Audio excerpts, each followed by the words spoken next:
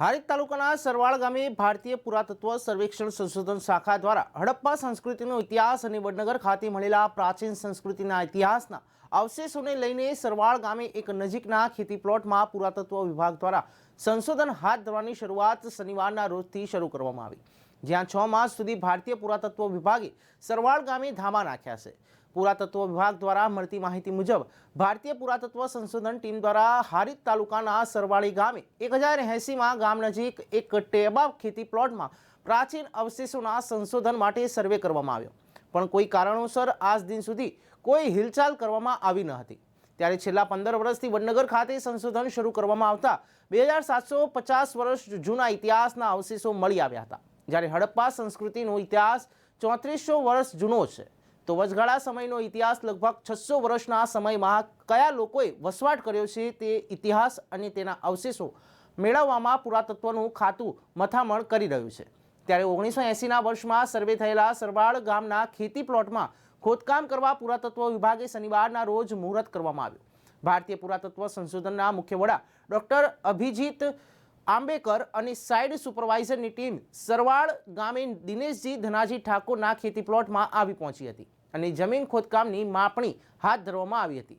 ત્યારે ભારતીય પુરાતત્વ સર્વેક્ષણ સંશોધનના વડા ડોક્ટર અભિજીતજી આંબેકરના જણાવ્યા મુજબ હાલમાં વડનગર ખાતે મળેલી સંસ્કૃતિના અવશેષોને અનુસંધાને અહીંયા તપાસ હાથ ધરવામાં આવી છે। ભારતીય પુરાતત્વ વિભાગમાંથી આવ્યા છે, જેની શાખા 5 બરોડામાં મારી ઓફિસ છે। તો અમારા 5-6 દાડાથી સરવાલ ગામ નામમાં ઉત્ખનન થયા છે, જે સર્વે નંબર 1 છે ને બીજું સર્વે નંબર 403 છે। 2 જગ્યા જોઈ છે જેમાં ઉત્ખનન થયા છે। 5-6 દાડા થઈ ગયા અમારું કામ ચાલુ છે। તો અમારા જે મેઇન જે મૂલ્ય જે મકસદ છે એ અમારે આવું છે કે જે વડનગરમાં જે ઉત્ખનન થયું હતું તો એનો જો ઇતિહાસ હતું ને વચ્ચે જો ધોલાવીરાનો જો ઇતિહાસ હતું અને વચ્ચેની બીચમાં જે ગેપ છે જે લગભગ 1000 વર્ષ કે 800 વર્ષનો જો ગેપ છે એનો ફૂલફિલ કરવા માટે આ ઉત્ખનન થઈ રહ્યો છે। એના માટે અમારો મેઇન મકસદ છે રૂપેણ નદી જે વડનગરથી થઈને કચ્છમાં જાય છે, એ સરવાલ ગામથી થોડીક જ નજીક છે, 4-5 કિલોમીટર સુધી।